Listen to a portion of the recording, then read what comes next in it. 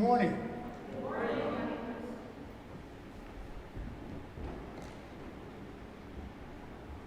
The gospel that you just heard is that passage from the Gospel of Matthew. And some people come to Jesus and ask, is it lawful, is it legal for a man to divorce his wife? And of course, Jesus' answer is, well, I know it happens. It may be legal, but is it God's will? In other words, it may be legal, but is it moral is the real question. And obviously, that's a question that is hanging on our society for a very long time. Is it legal? You know, we always look for something to be legal, but we never ask, is it ethical? A lot of things are legal, but not necessarily ethical. So how do we discern what we should do? And marriage and divorce is a similar situation, of course, with a lot more depth in the question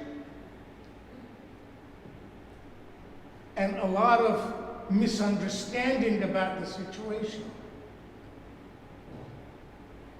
Now, it just happens that this gospel passage that you just heard is the same gospel passage that is read at our wedding ceremony.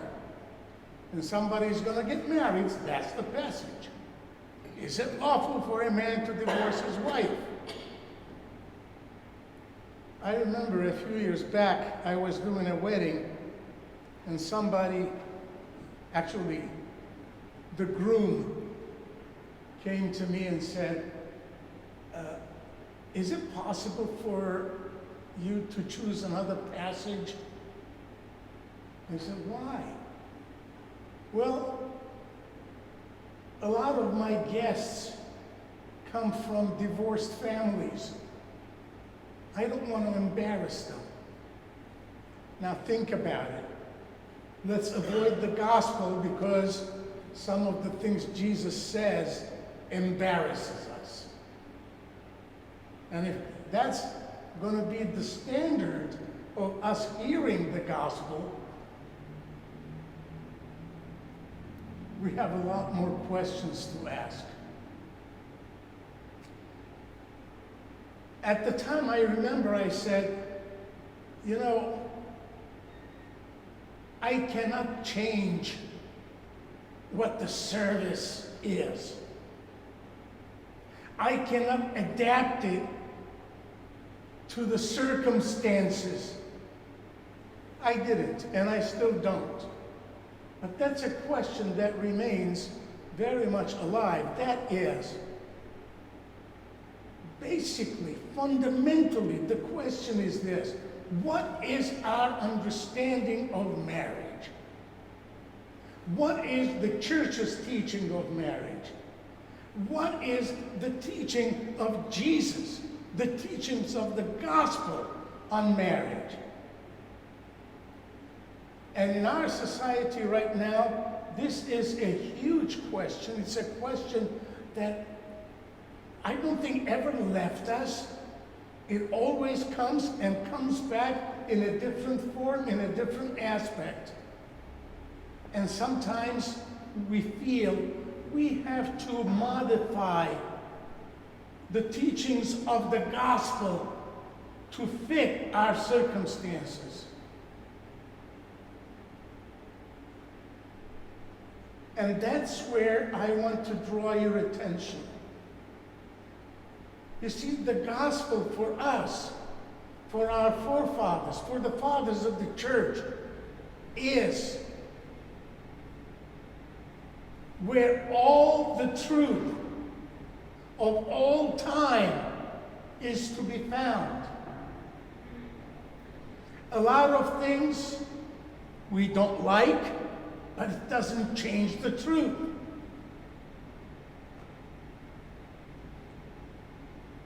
In today's epistle reading that you just heard also, St. Paul addresses the issue in a dimension that we should pay attention to. St. Paul talks about marriage and celibacy.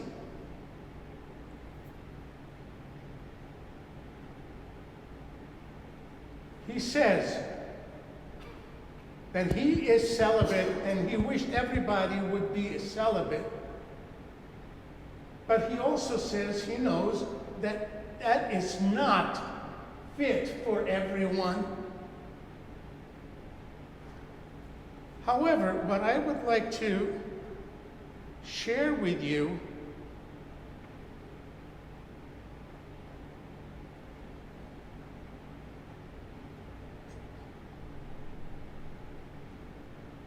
is a reflection on marriage and celibacy. You know what marriage is, and we sometimes have the wrong concept of celibacy. We understand celibacy as someone who is not married. That's not celibacy. Celibacy is when someone chooses to live a life of celibacy. That is no sexuality, no sex. And on that, there is a reflection on St. Paul's words today by one of the greatest homilists of the 20th century in our church, the late Patriarch Torkom Kushagian, who was Patriarch of Jerusalem from 1931 to 1939. Prior to that, he was the primate of Egypt. And prior to that, he was the last primate of the Diocese of Sebastia. One of the great homilists and thinkers.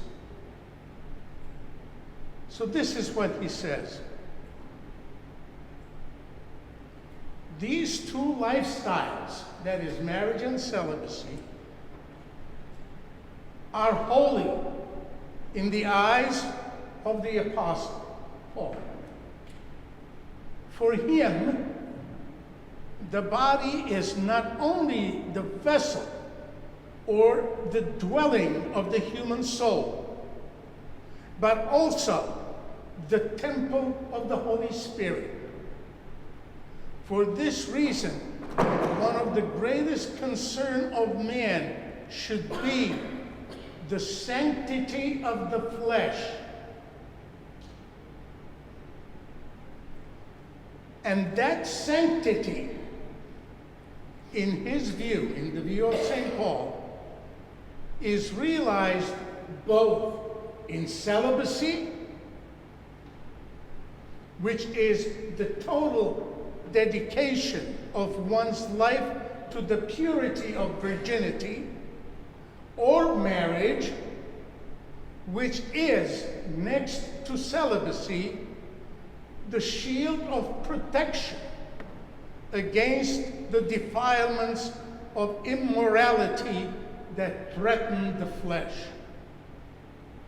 It is clear in the mind of St. Paul that celibacy and marriage are not contrary to each other. They are not morally opposite to each other.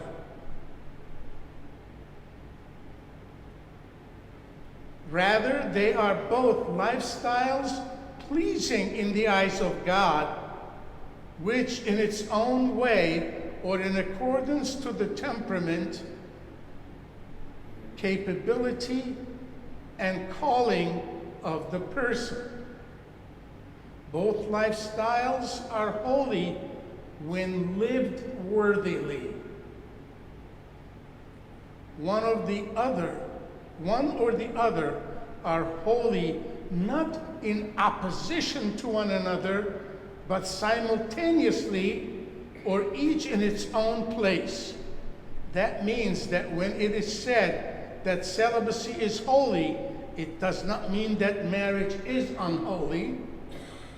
Or when it is said that marriage is holy, it does not follow that therefore celibacy is unholy. Both are holy not in opposition to one another, but both in opposition to the defilements of the flesh. In all of this, our attention right now is drawn to one fact, that our society takes something holy, something given and defined by God, and turns it into a human reality that is changeable today, adaptable for tomorrow, and always floating somewhere in our societal standards. To be more simple, I think in our society,